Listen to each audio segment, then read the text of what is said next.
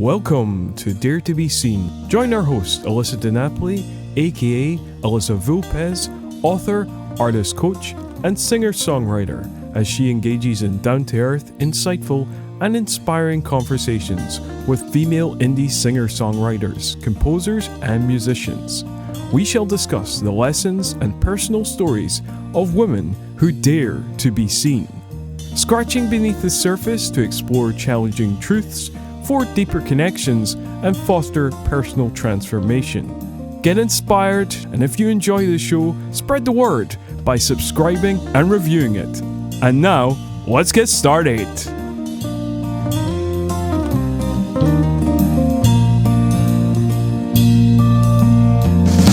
Hello and welcome to another episode of Dare to be Seen. I'm your host, Alyssa DiNapoli, aka Alyssa Vulpez, and today's episode features Shaina Evoniuk. Shaina is a violinist, a composer, a band leader, and an arranger who has been dazzling audiences for over a decade. Recent recording credits include Leon Bridges' 2019 Grammy-winning song Bet Ain't Worth the Hand, Lizzo's 2020 Grammy-winning album 'Cause I Love You, and Alphabet Rocker's 2020 Grammy-nominated album The Love. In 2018, she released her debut solo album Hit Woman Honey to critical acclaim, and her primary project Cosa Nostra Strings recently released a collaborative EP with soul singer Lil Kane and a full-length self-titled album of original works. Now, before we meet our guest for today, I would like to invite you to go to tinyurl.com/poddiscount. That's tinyurl.com/poddiscount, where you will be able to get 30% off my online course, Dare to be Seen, where you'll discover how to magnify your presence and command the stage in 10 easy steps so you can perform at your best in front of a larger audience. So that's tinyurl.com/poddiscount. And now, here's our guest for today.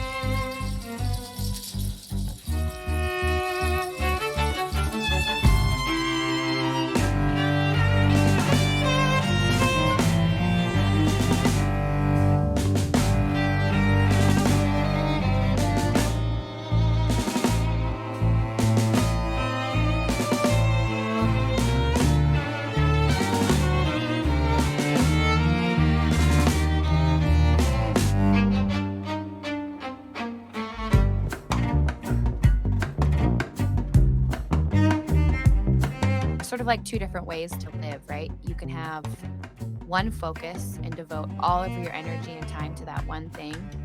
And I wish I could do that. I wish I was the kind of person that could do that.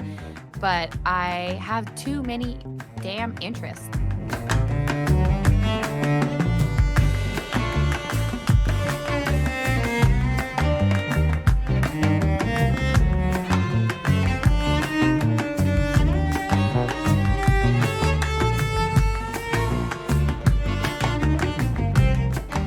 I kind of feel as a musician that music is the whole world, but there's a missing element. And when music is paired with dance or aerial dance or some sort of physical representation, that those two in union together like complete the universe, that is just a full expression and a full art form.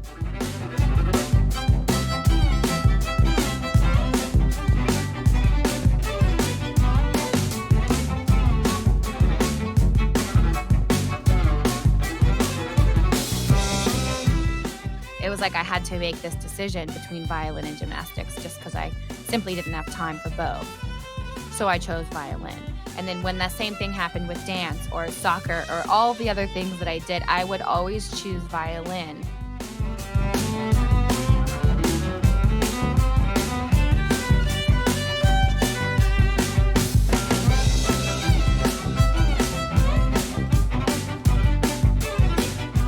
But I would always, at different junctures throughout my life, return to those art forms in these different ways.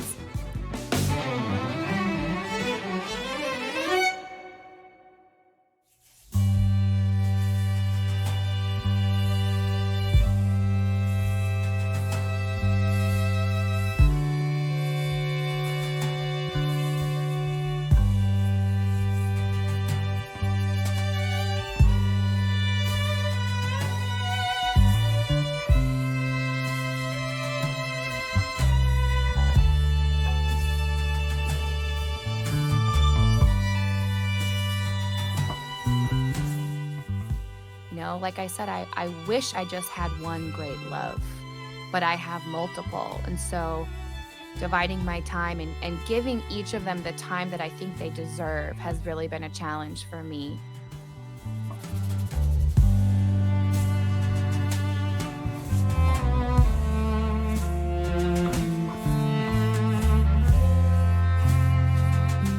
I always feel like I'm lacking in some area, like not doing the best I can because I'm trying to focus on too many things.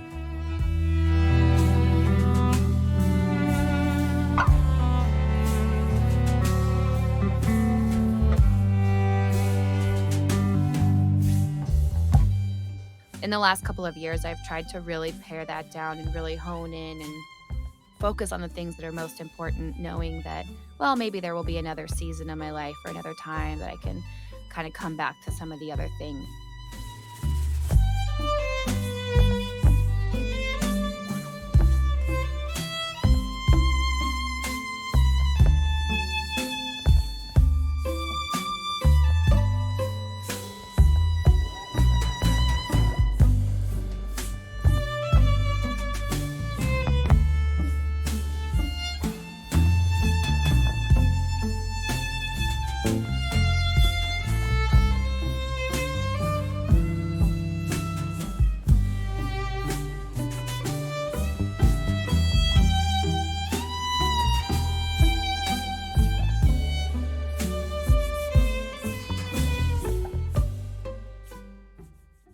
Let's welcome to the show today Shaina Evoniuk, all the way from California.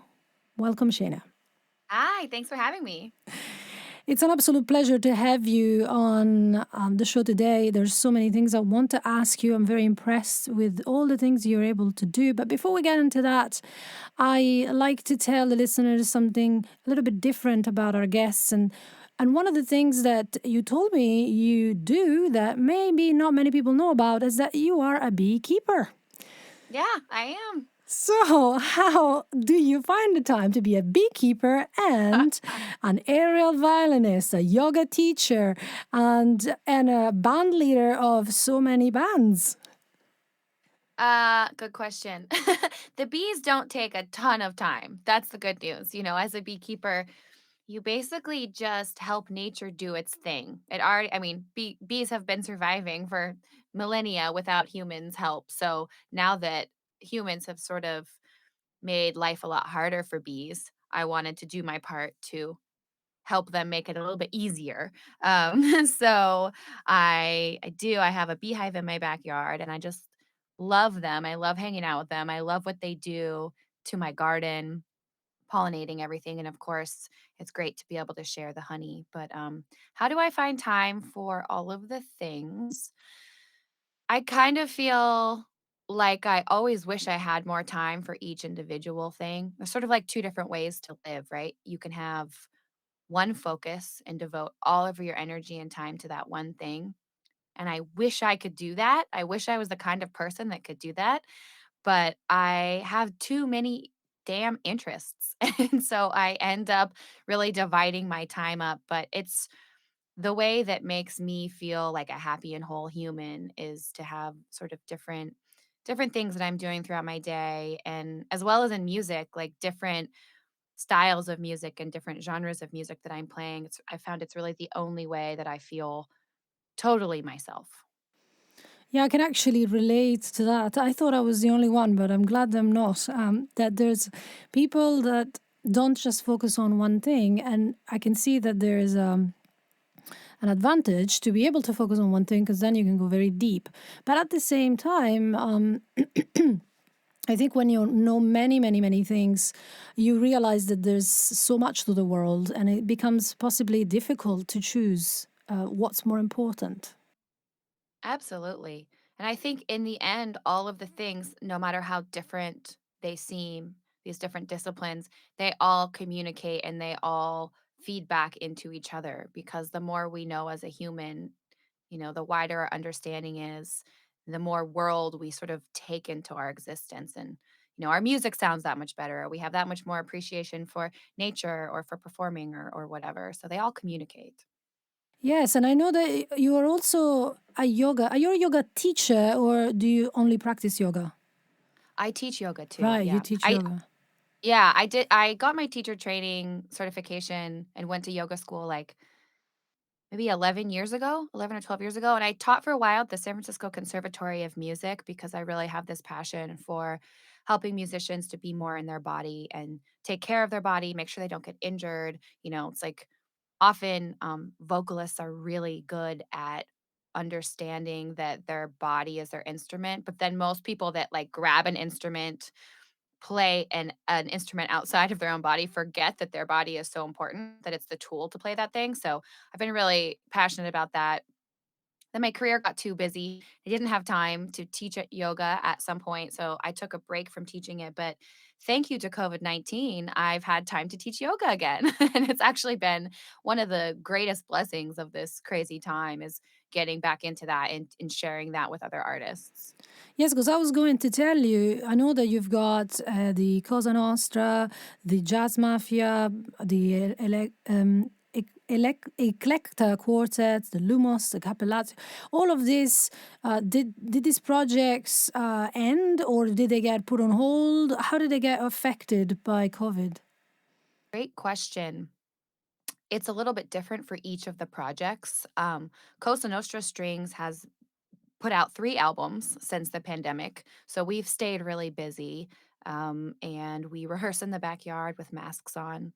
At least it's getting a little bit colder now, so it's gonna be interesting to see what we end up having to do over the winter. We might take a little bit of a break until it warms up again, but that project has been incredibly active. Jazz Mafia has been very active too. We do weekly free live stream concerts from our backyard also, so everybody can be safe, and we've been producing a lot of videos and putting out recorded music, and then Eclecta has taken a little bit of a break. Um, that group is mostly focused on live performances, so since there aren't any, that group is on hold, but, trying to think what else. Lumos has we've still been playing. We've been doing a lot of virtual live stream kind of shows because it's so visually stunning. So that group has been we've been featured in a lot of like I don't know online sort of events and parties and stuff like that. So yeah, we're kind of continuing on. It's just different, the big old pivot. Everything has been pivoting, but we're grateful to still be able to play music together to some Absolutely. extent. Yeah. I wanted to ask you, I mean, I want to go back and a little bit more into all of the things you are really covering a bit more deeply. But before I do, I want to ask you about the names because, being Italian and everything, I noticed that Cosa Nostra and Jazz Mafia have got this, they're talking about, mafia. So how did that name come about? Oh, I do wanna be clear, we're not supporting the mafia. Sometimes people misunderstand that, but, Jazz Mafia is this collective of musicians that have been playing together for 20 years, a lot of them, and, kind of people add into the mix throughout time, but this group of people were always sort of cruising around San Francisco together, and the story goes, late one night, somebody was like, "It's like you guys are the mafia of jazz," everybody walking around with their hats and cases and stuff. That's kind of how it started, and then the name stuck. And some of the bands that have come out of Jazz Mafia. So if Jazz Mafia is sort of this collective of, 20, 30, 40 people that just end up working together a lot in different projects. Some of the band names have sort of gone along with that theme, and Cosa Nostra Strings was one of them. I don't even remember who in our project came up with the idea of that name, but it did. And it's funny every time we're getting played on the radio in Italy a little bit, and we get these funny notes from people. So we just want to be clear though that, we're stupid Americans and we're just we're just we're not in support of the mafia. It's just an ode to Italy and this part of the world. Yeah. I mean, not for a minute I thought you were supporting the mafia. Okay, good. No, so going back instead to your interest for the body and music, I know that you are an aerial violinist. Now, for people that don't know anything about that, what is an aerial violinist? Well, I fly in the air a couple of different apparatuses and play my violin while I'm up in the air. And so what that looks like is, sometimes I have a harness that I have, and I can be doing flips while I'm playing my violin. And one of the other apparatuses that I use is a lira. So it's that circular hoop that you see aerialists in sometimes. And I'll sit on that and I'll play. And that all just came about because, as I sort of mentioned before, I've always been obsessed with the coming together of physical, like dance or other kinds of music, as well as sound and dance and other kinds of movement forms and sound, so music. When I was a little girl, I was a dancer and a gymnast and was just always really physical. But the coming together of those two things is just my total fascination point. Like, I kind of feel as a musician that music is the whole world, but there's a missing element. And when music is paired with dance or aerial dance or some sort of physical representation, that those two in union together like complete the universe, that is just a full expression, and a full art form. So it's been a really interesting thing to me to explore that space. And moving from dance to actually being able to move your body off of the floor with aerial arts was a nice revelation. It felt almost as limitless as music is. Obviously, you're still working within the binds of physics, but you're using them to your advantage in a different way, so it can look like you're completely free of physics.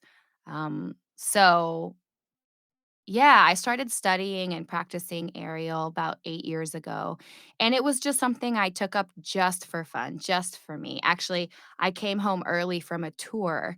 A tour ended early, so I had all this time on my hand. I just started going to the aerial studio and training and taking classes and stuff, and I had no intention of ever performing. In fact, I was trying to get out of performing so much and just do something for myself for fun. And then it sort of just spiraled. One day I thought, "I wonder if I could bring my violin up here." And, I made a cardboard violin first because I thought I'd probably drop it a lot, which I did. But when I stopped dropping my cardboard violin, I got a $50 violin on eBay. And when I stopped banging that, I brought a nicer violin up in the air, until I worked my way up. I don't bring my German violin up in the air, but I bring an electric violin in the air that's a little bit more forgiving. If it gets bumped or whatever, it's gonna survive. Um, and then I started getting calls to do it because not that many people in the world do that, and it's pretty cool. So that is one of the main things I miss with this pandemic, because I haven't been able to perform aerial violin because you can't really do that virtually so well. It's definitely an in-person thing. So I will really look forward to getting back to that, when we're out the other side of this. Wow, that's an amazing story, and you've answered a lot of the questions I was going to ask you anyway. But I wanted to ask you a little bit more about how did this all come about? Because the sense I'm getting is that you started as a gymnast, or did you start as a musician, or did the two come together at the same time?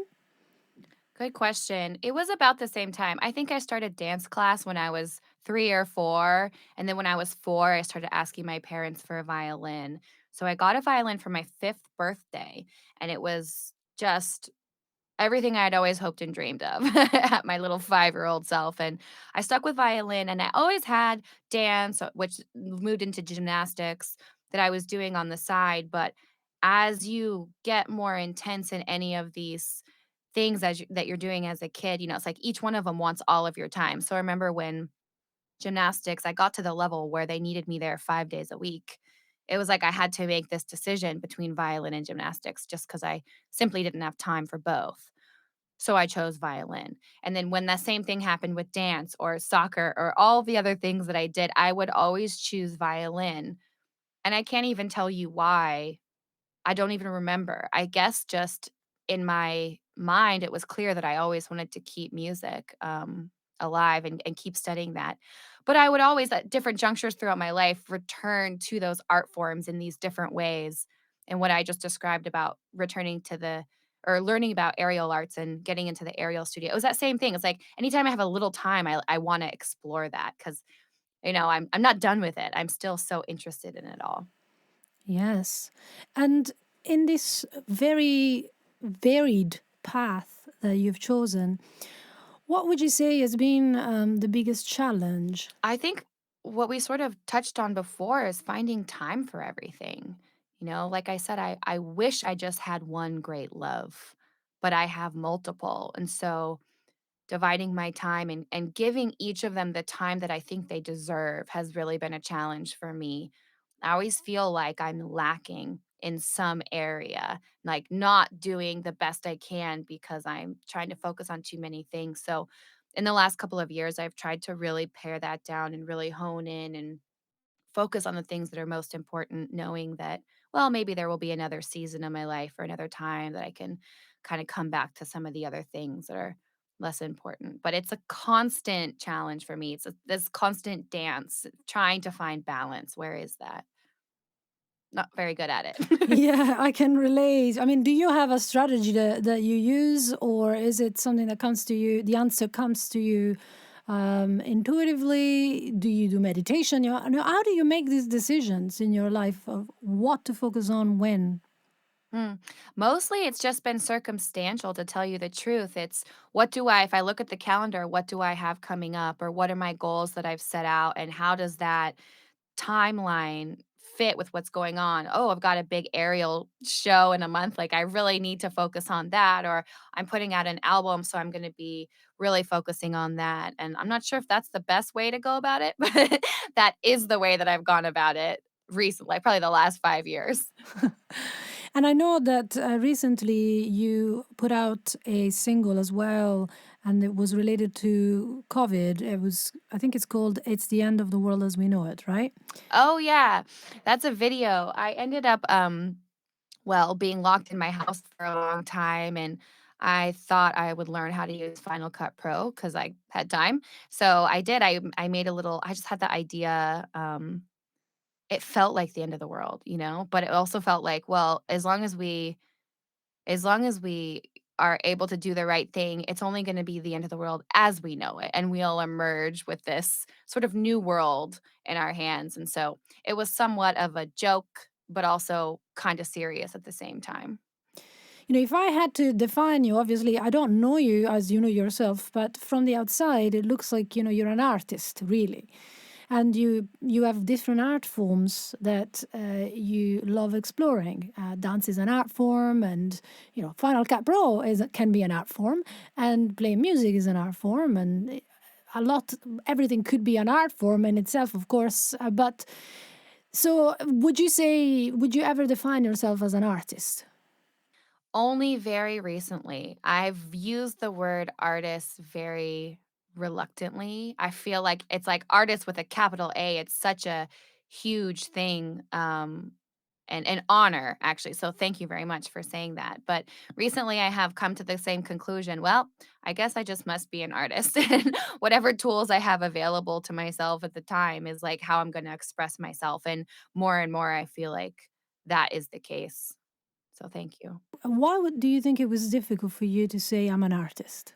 Well, I started training classical violin at age 5, and I was in the classical school all the way through conservatory. I graduated from the San Francisco Conservatory of Music, and I think that a lot of that culture is based around you're playing somebody else's music and you're playing it the right way. There's definitely a right and a wrong way to play classical music and all the different micro genres within classical. And I think that the word art or artist doesn't really come into play. Even the concept artist doesn't come into play as much in that world. And don't get me wrong, I love classical music. What an art form. It's definitely an art form. But there's not the same amount of personal expression involved. There's a little bit. And I always really liked that challenge. How do I follow all the rules, but find the spaces that I can put my own self into this music? But it's just not part of the ether. Art being an artist isn't as much part of the ether in that world. And so it took me sort of stepping back from that world and learning different art forms and spending a lot of time with myself and figuring out what my own personal story is and what it is that I want to express to start slowly coming around to the idea of being an artist myself. Right. And that creativity, where does it come from in you? You know, some people think creativity comes from the unconscious. Some people think, oh, it's the muse. We don't know where it comes from. It's the gods out there. What's your opinion around that?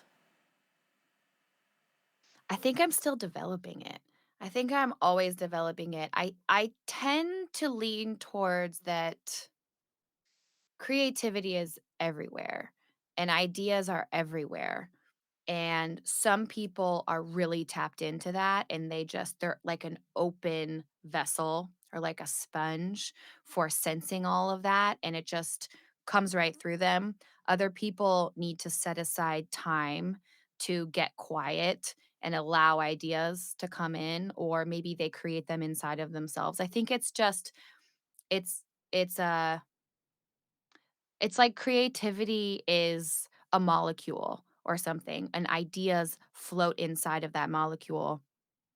And the more time that we spend asking for it or like getting the magnifying glass out and looking for that, the more we're in touch with that. That's sort of my sense. I change my philosophy on it from time to time, but mostly it revolves around that because that's been my experience.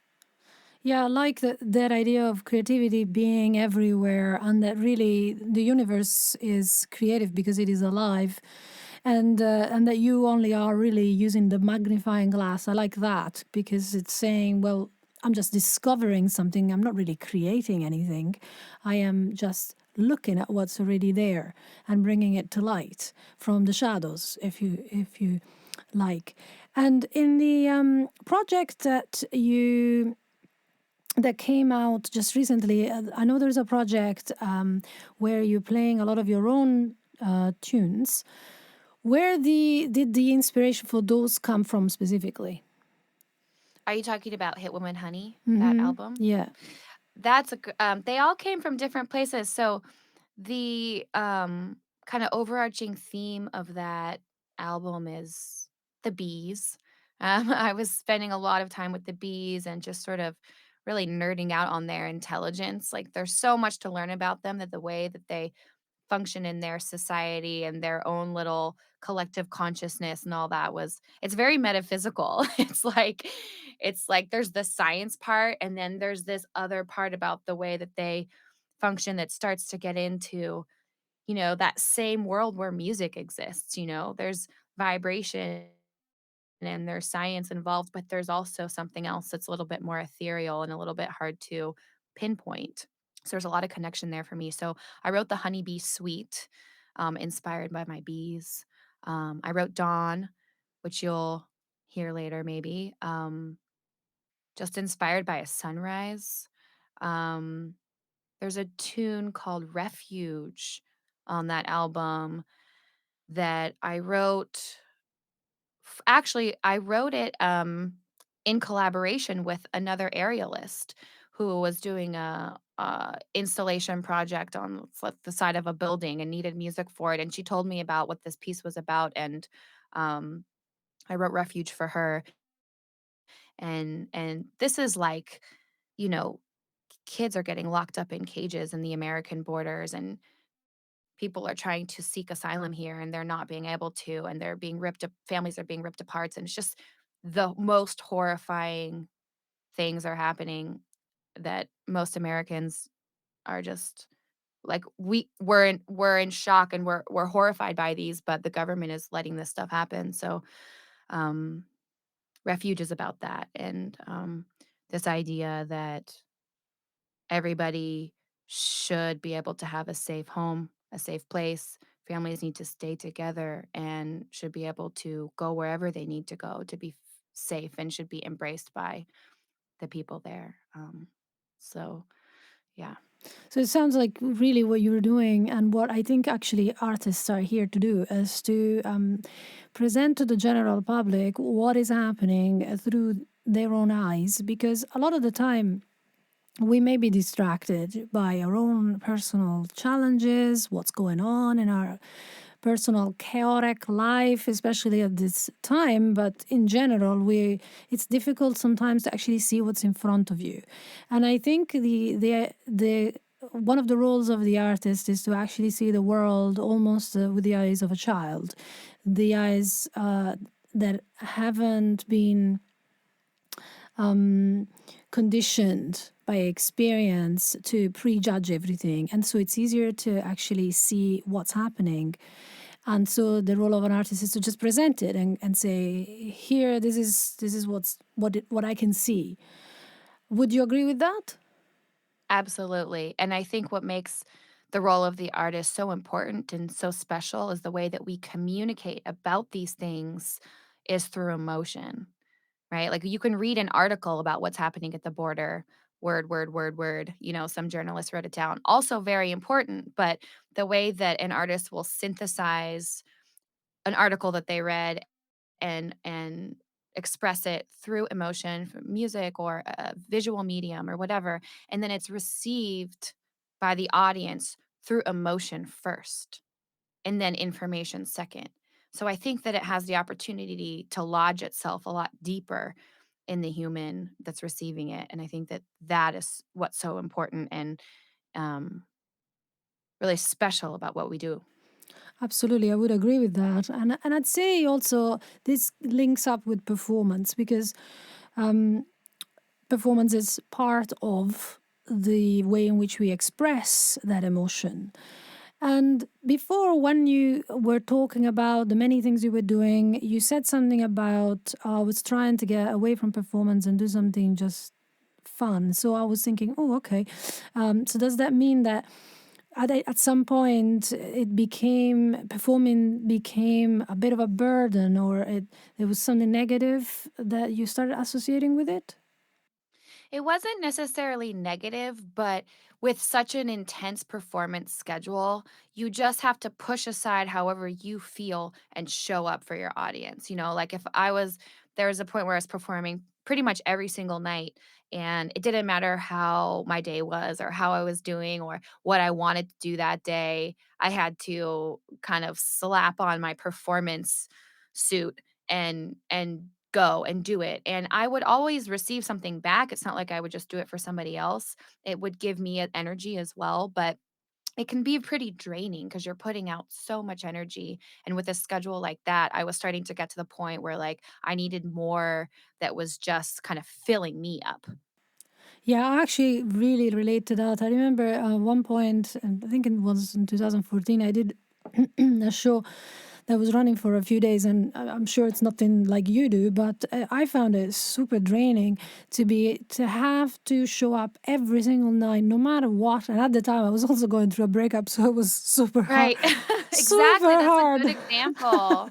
Yeah, like, someone in your family can die, and it doesn't matter. You have to show up and do it anyway. Yeah, and I think sometimes the public doesn't really understand that. They think, oh, it must be so much fun to be on stage every night. I wish I could do that, and it's easy, and it's not, because it's emotionally you need to really be present. Otherwise, the performance isn't going to be any good.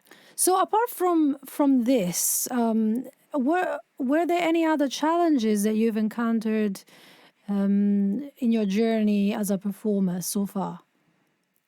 Injury.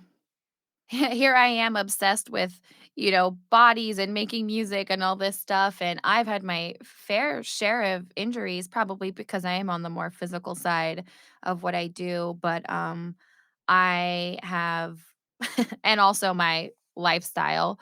If I just locked myself in a practice room all the time, I probably wouldn't have gotten injured so much, but I developed tendinitis in my wrist when I was in high school from over practicing, and, so I had to take a break actually for a year, while that was healing, and to be quite honest, I think that's why I ended up choosing music. Because when I couldn't have it for a year, I was just miserable, and I was like, "I really need this in my life. This is what I wanna do." So, when I was able to come back to the instrument, um, I really devoted myself to it, and I've never had tendinitis ever since. It's been I don't know how many years, almost 15 years since then. So I feel like I really healed that and I learned to play in a much more sustainable way after that. But I also broke my wrist snowboarding like 8 years ago, left wrist also, which is what I hold my violin with. So that was scary as well. Made it back out of that. It's like all of these injuries they make me fall down, but I like brush myself off and I get back up again. And maybe things never feel the same, but we move forward with them feeling a little bit different. And that's fine. It's just kind of like the rest of life. Wow, that must have been very scary. I think it would have been terrifying if I had injured myself that way. I mean, I did injure myself once on my wrist as well, but it didn't last more than 6 months. So I That's a can, long time though. yeah, 6 months is a long time. yeah, absolutely.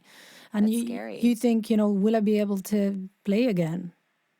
Totally. I remember sitting with my cast on my arm, like typing into my computer, researching other jobs that I could, go back to school and start a new career. I was pretty sure I was gonna have to do that, and I thank my lucky stars that I was able to pull out of that with good physical therapy and stuff and get back to it. But it has definitely made me really not take any days for granted and what I do for granted, knowing that, a simple, knife slice to the finger or you could burn your finger on a pot or a pan or something like that, that those little tiny things could really mess up your career or maybe even end it. So, ugh, we have to be careful. So you've been very resilient, but sometimes things get out of our control, like now with COVID-19. And yet you've said you've been doing videos, you've been putting out albums. I wanted to ask you about your relationship with your audience because you were saying that you've been doing a lot of live streaming, but before you were doing a lot of performances in person. Now, what have you found in terms of the difference between in person and online performance? What's your experience there? It's hard. I think that we've been doing this for so long with COVID-19 that I'm a little bit at computer fatigue, and I think a lot of people are as well. Um, I remember calling my mom not too long ago, like crying to her that, like, I didn't become a musician to stare at a computer and play for a computer screen. I really miss humans, and I really miss that exchange of energy. It's something that is so special and so unique, and it doesn't really exist in a lot of other fields that people, make their job. Like, obviously, there's always ideas exchanging, but what we're able to do with music and often without even words, or having a language, a verbal language in common is that we can exchange ideas and we can exchange energy. And I miss that so, so much. Um, and I'm really glad that we have an opportunity to still play for people, that technology is at a point where we can a little bit feel that energy exchange as comments in the chat, or, you can feel that people are paying attention when you're playing online. And that's just that little bit we need, I feel like, to hang on. And thankfully, the audiences have still been showing up through their computer fatigue. They're still showing up to support the arts. And I can't say thank you enough. I think, we will get through this. There's going to be a lot of musicians that aren't able to get through it and they'll get other careers or kind of look at different things. But I know that me and my crew are going to get through this and I'm really glad, but I just cannot wait to play for people in person. Yeah, I can relate. There is a different kind of energy that you feel when someone is actually in front of you. And the screen can never give you that. Obviously, it's better than being in your room and never seeing anyone for months and months and months. But it's not a substitute for the real thing. And in terms of your just your career in general as an artist, what would you say is the most fulfilling part about it? I think that's a tricky question because, like I've already said, I love so many different things all the time, and that's my curse. But one of the things that I find very fulfilling about it is this community of musicians that I get to play with a lot, that I orbit around, um, called the Jazz Mafia. It's such a supportive group of people, and it's pretty wonderful to show up and have an idea for a song and describe that to them, whether you bring in a chart or you just sort of sing things to people, and then to be able to collaborate in real time and bring that to life is something that's really special. Coming from the classical world, you have to have everything 100% notated on paper with articulations and bowings and everything you want written on the paper. And you just give it to somebody and they read the instructions and do what it says. But to be able to kind of come up with those ideas and try out different things with people, with musicians that I admire and look up to that I think are really great, it just lifts up all of my ideas and makes them even better. I feel like, in other words, it's a way to um, sort of like grow my ideas in a way that I wouldn't be able to by myself in an echo chamber. And so that's really fulfilling for me. Absolutely, I can imagine that is because when you're writing for even for an orchestra, you have to have everything in your mind already. And that's really difficult. It's difficult to know what's going to work until you actually try it out. And instead, in this way, you have the expertise, the inspiration of another person with a different mind, with a different body, with a different experience, and so what comes up, it's a different recipe. It's like cooking together. You come up with something better.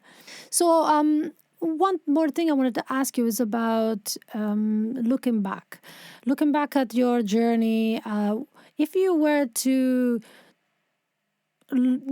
talk to your younger self, or maybe even give an advice to someone just starting out, what would you say to that person?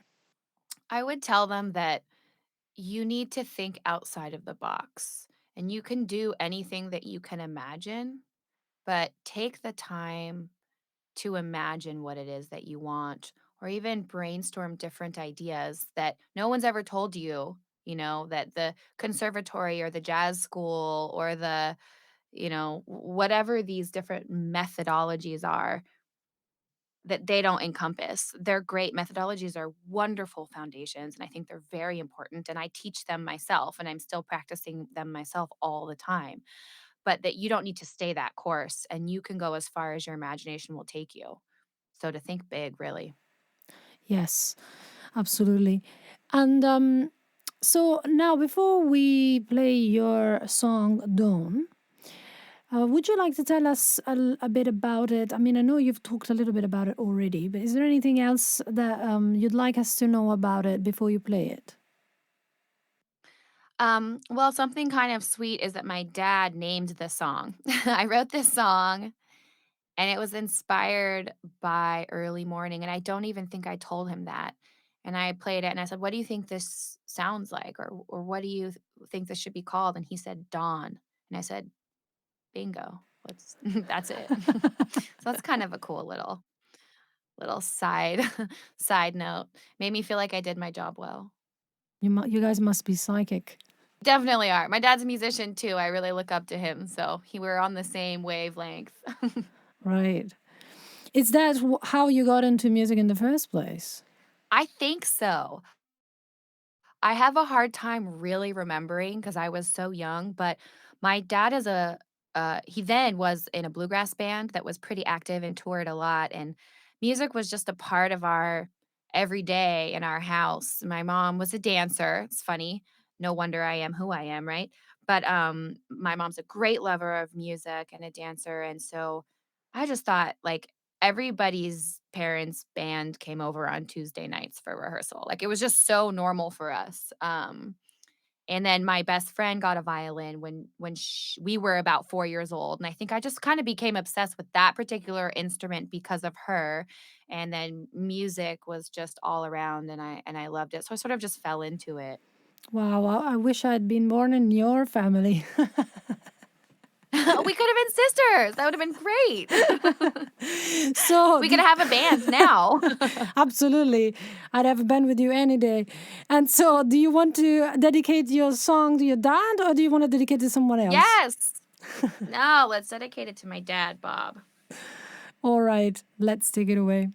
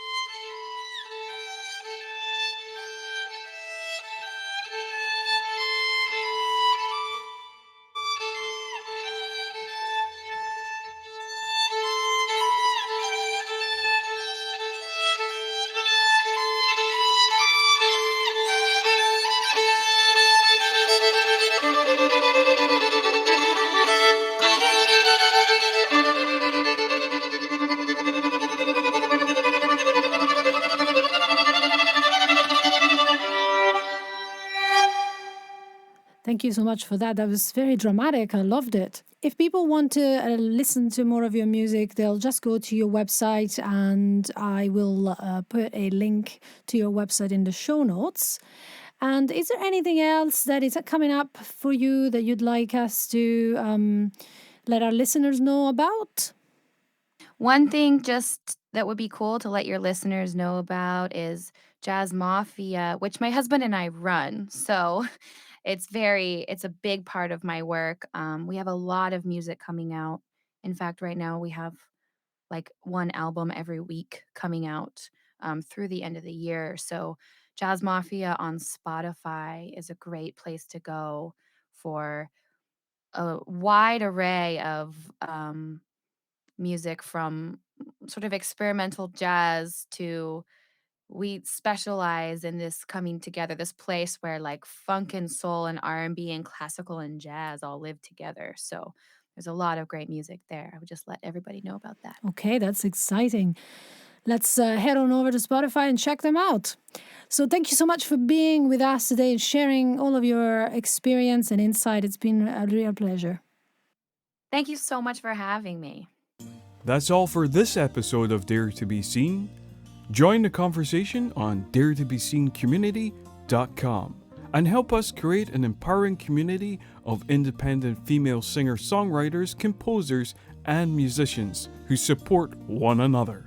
For show notes, resources, and information on today's episode, visit daretobeseenpodcast.com.